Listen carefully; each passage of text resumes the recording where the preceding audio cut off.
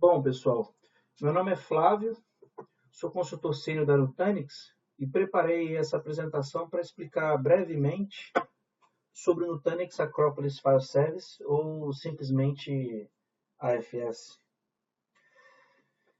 Vou abordar nessa apresentação o porquê de utilizarmos o AFS e como utilizá-lo. E aí vou falar um pouco dos conceitos por trás do AFS e, por fim, das funcionalidades disponíveis pela solução. Então, deixa eu começar com uma breve e simples definição do que é um AFS. Então, o AFS é um serviço de compartilhamento de arquivos para usuários em rede. Seria uma possível definição. Porém, dentro dessa simples definição, se enquadram outros serviços de compartilhamento de arquivos como o NAS e o Windows File Server. Então, por que ter um AFS na infraestrutura? Vejamos algumas das razões. Dados não estruturados crescem exponencialmente. Como você pode ver no gráfico do lado, o crescimento de dados não estruturados cresce a uma taxa muito superior aos dados estruturados. Soluções de Big Data, por exemplo, tornam essa demanda por armazenamento ainda maior. Por isso, espera-se que até 2020 a quantidade de dados não estruturados seja da ordem de 35 mil exadata. O AFS já está disponível em sua solução hiperconvergente. O AFS é um serviço adicional de file server que pode ser criado dentro do cluster Nutanix que já existe na sua infraestrutura, atendendo a serviços como virtualização de servidores e VDI, por exemplo. Por isso, ter uma AFS se torna ainda mais atrativo, porque a infraestrutura já existe, basta instanciar o AFS. O AFS foi desenvolvido para uma era de serviços em nuvem. Espera-se sempre facilidade e agilidade para os serviços em nuvem. Isso a AFS tem como premissa.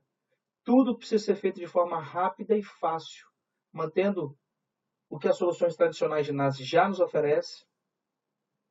E aí, como parte da plataforma Nutanix, o AFS se beneficia do otimizador de desempenho que, por meio do aprendizado de máquina, por meio de machine learning, faz recomendações de ajustes para adequar o AFS ao desempenho que o ambiente está exigindo no momento. Isso elimina horas e horas de troubleshooting.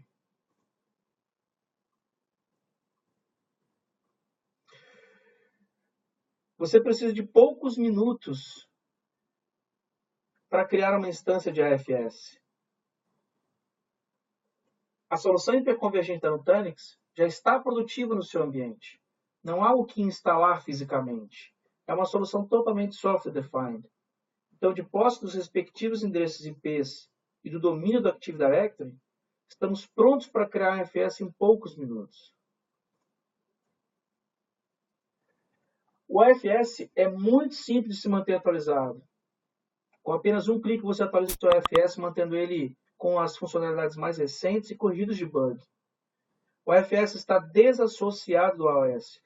Para atualizar o AFS, não é necessário atualizar o AOS e nem mesmo o hypervisor.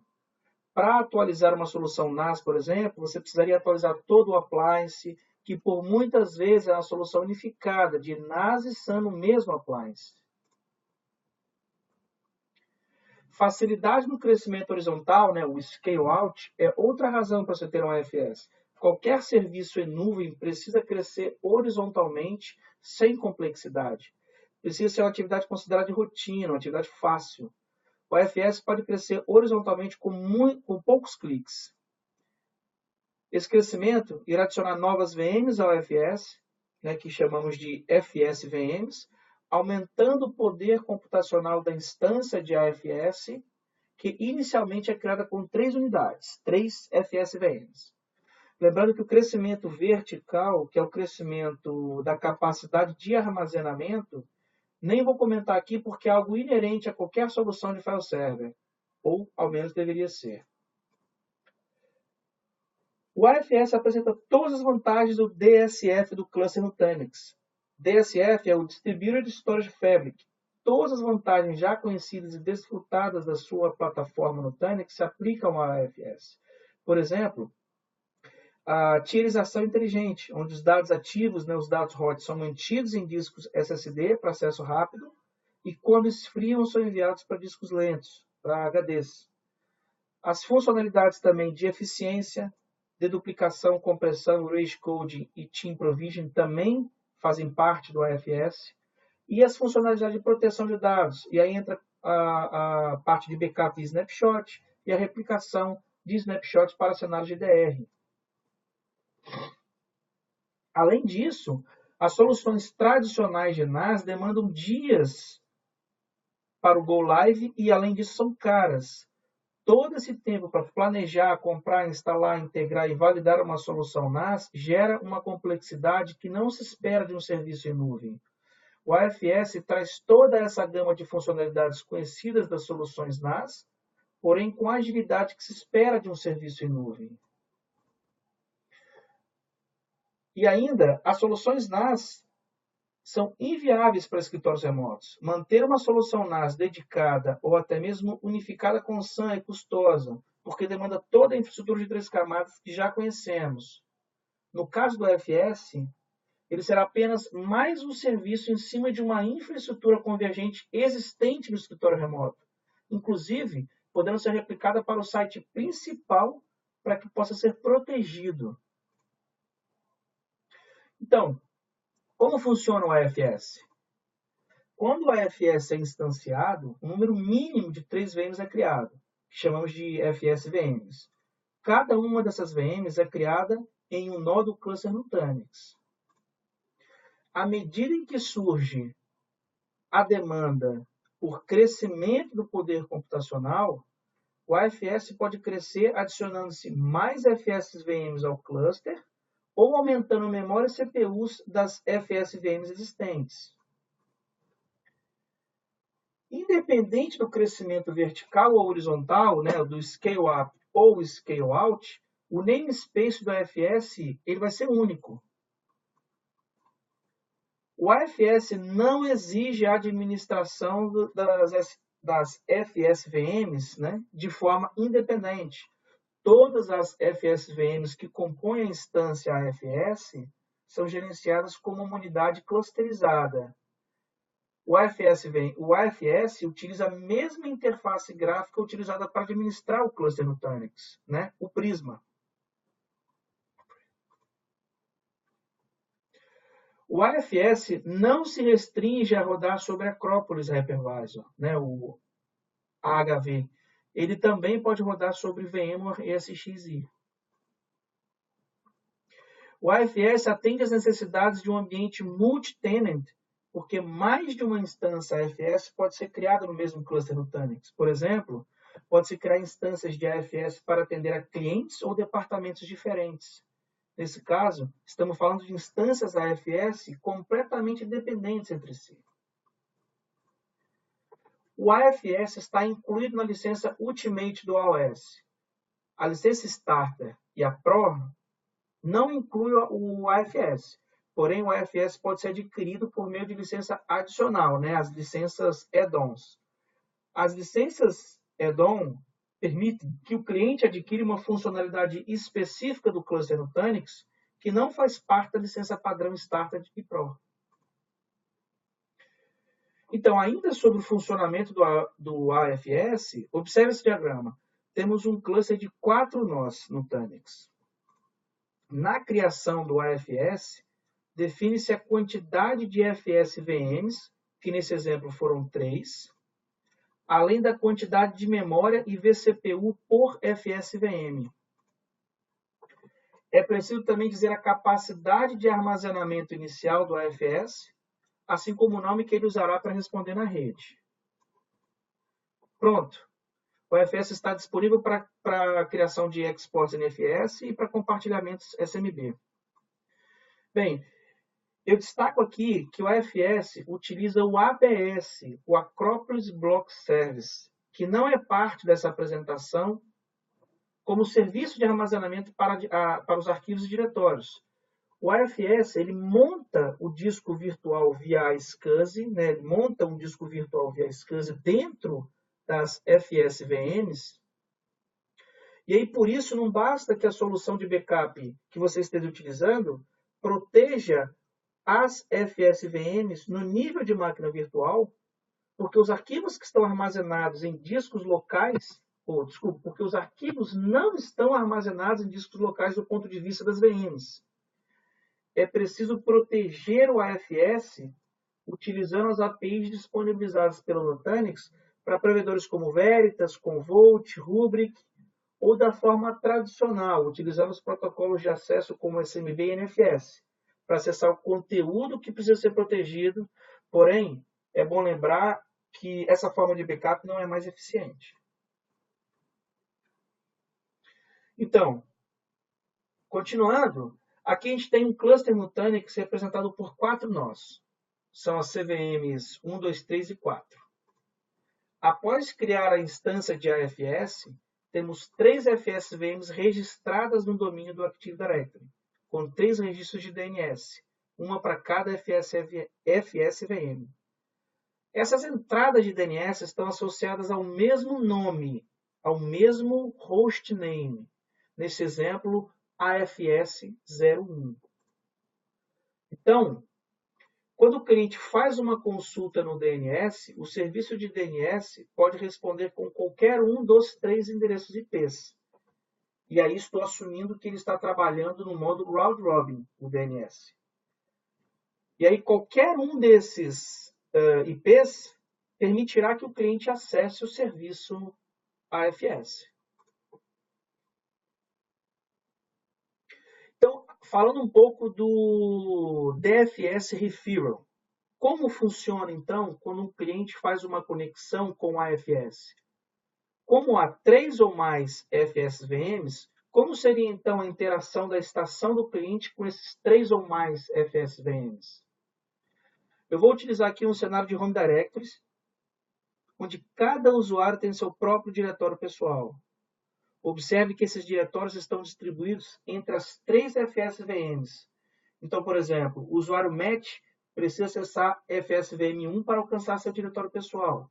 Já o usuário Dodge precisa alcançar o FSVM2 e o Chris precisa alcançar o FSVM3.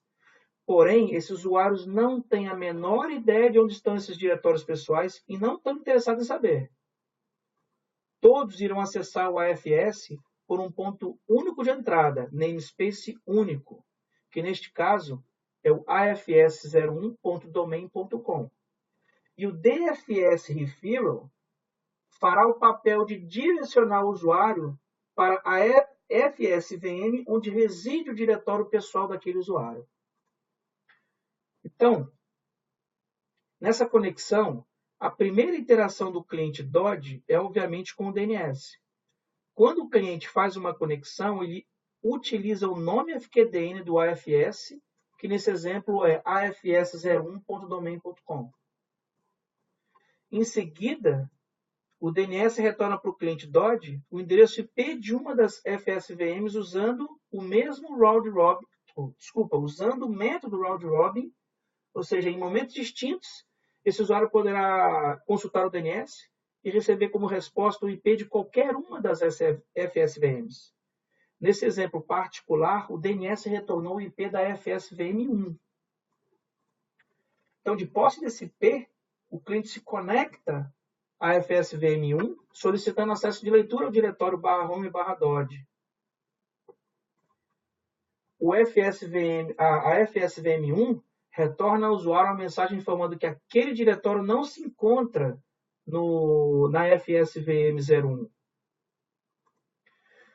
No passo 5, então, o cliente usa DFS Referral para perguntar ao FSVM1 qual a referência para ele encontrar o diretório /home/dodge. E aí, então, o FSVM1 retorna ao cliente Dodge a informação de que o cliente deve se conectar ao FSVM2, porque é lá que se encontra o diretório desejado. Ao receber a referência de que o diretório /home/dodge está no FSVM2, primeiramente o cliente Dodge precisa resolver o nome do host FSVM2, que ocorre nos passos 7 e 8. Para, em seguida, fazer a tentativa de acesso de leitura do passo 3, porém agora direcionado a FSVM2.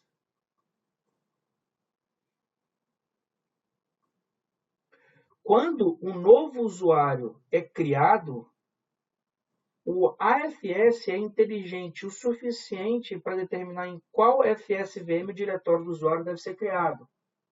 O AFS irá criar o diretório no FSVM com menos carga de utilização. Dessa forma, o AFS previne que uma FSVM fique sobrecarregada. Vale lembrar também que a funcionalidade NFS Referral do NFS versão 4 funciona dentro do mesmo princípio.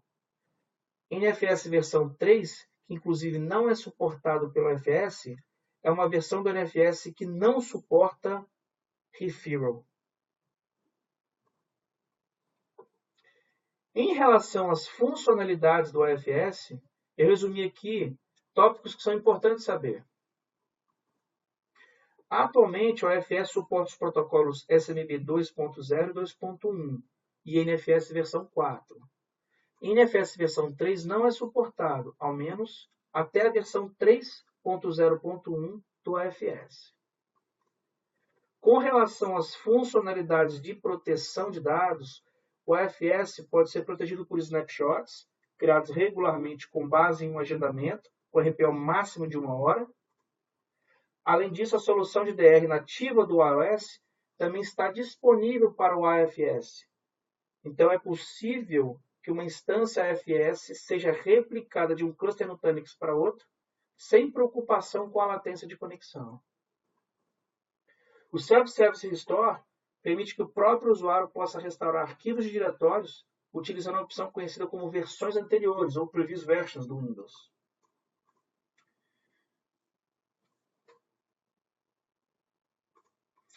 É possível controlar cota por usuário e também por compartilhamento.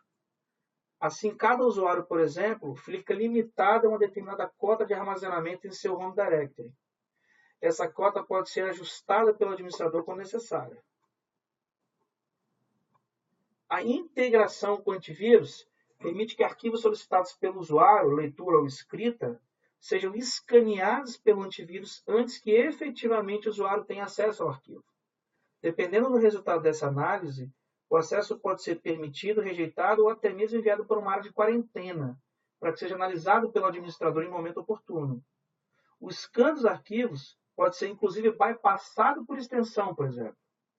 O administrador pode definir que apenas arquivos, por exemplo, do Microsoft Office serão escaneados. E aí, deve-se ter atenção extrema no sizing da solução de antivírus, porque o antivírus aumenta a latência no acesso aos arquivos. Um sizing mal feito pode gerar uma latência acima do esperado do ponto de vista do usuário. Por fim, a funcionalidade de Access-Based Enumeration é muito simples de entender e já bastante difundida. Ela permite que os usuários, ao listar o conteúdo de um diretório, seja capaz de visualizar apenas os diretórios em que ele possui algum tipo de acesso, seja leitura escrita ou apenas leitura. Se ao acessar o diretório o usuário não tiver permissão em nenhuma das subpastas, ele não irá visualizar nenhuma subpasta disponível naquela pasta. Continuando, os recursos de eficiência do cluster Nutanix, e aí entra compressão, desduplicação, rage coding, team provisioning, estão todos disponíveis também para o AFS. A alocação de espaço de armazenamento para o AFS é feita no momento de sua criação e sempre será com o team provisioning. A Nutanix disponibiliza e vem disponibilizando cada vez mais APIs para que mais e mais produtos possam ser integrados ao AFS para desempenhar funções específicas em que o AFS não faz por si só. Por exemplo, a Nutanix disponibilizou APIs para que soluções de backup, tais como Veritas e Commvault, possam se integrar ao AFS para protegê-lo de forma mais eficiente do que utilizar a famosa e ineficiente forma de proteger um file server por meio do acesso ao compartilhamento. Outras APIs foram disponibilizadas para permitir replicação síncrona entre dois AFS, é o caso da empresa Peer Software, e APIs também para auditoria de acesso a arquivos e diretórios, é o caso das empresas Varonis e Steelbits. É importante destacar algumas funcionalidades que não são suportadas. O não suporte ao NDMP foi uma decisão da Nutanix por conta da complexidade de implementação de uma solução NDMP, como ocorre nos appliances de NAS. Optou por se desenvolver APIs para que, por meio de parcerias com empresas como Veritas e Commvault, o AFS fosse protegido, levando-se em consideração os benefícios do NDMP, porém eliminando a sua complexidade. O NFS v3 não é suportado. O NFS versão 4 é uma versão mais robusta e adequada para sistemas distribuídos. Por isso, foi a primeira versão do NFS a ser suportado pelo AFS. O acesso simultâneo a um share via NFS e SMB, conhecido como multiprotocolo, não é suportado até o momento, porém pode ser que seja suportado em alguma versão futura. Atualmente, somente replicação assíncrona é suportado entre as instâncias de AFS rodando em clusters Nutanix, o que significa dizer que o RPO mínimo é de 1 hora. A replicação near sync, que nos permitiria ter um RPO inferior a 1 hora, não é suportada até o momento. E por fim, o AFS não é suportado no hypervisor Microsoft Hyper-V. Bem, nesse slide temos alguns casos comuns de uso do AFS. Armazenamento de diretórios de usuários, o famoso HomeDir. Armazenamento de perfis de usuários de VDI. Então, se você está planejando uma solução de VDI para atender uma área da empresa, o AFS deve estar contemplado nesse cenário para armazenar os perfis de usuários. Também pode ser utilizado para armazenar diretórios departamentais, onde cada departamento possui seu compartilhamento com permissões de acesso restritas e controladas com cota. Pode também ser utilizado como repositório de arquivamento e repositório de logs de aplicação. Então, para se aprofundar no AFS, recomendo a leitura do manual do AFS e o acompanhamento dos release notes das versões que forem sendo lançadas, para que vocês saibam quais novas funcionalidades estão sendo incorporadas ao AFS. Então é isso aí. Muito obrigado por assistir. Em breve estarei postando um vídeo passo a passo de como criar uma instância de AFS. Como eu disse, é muito simples. Fico por aqui. Espero que tenham gostado. Tchau.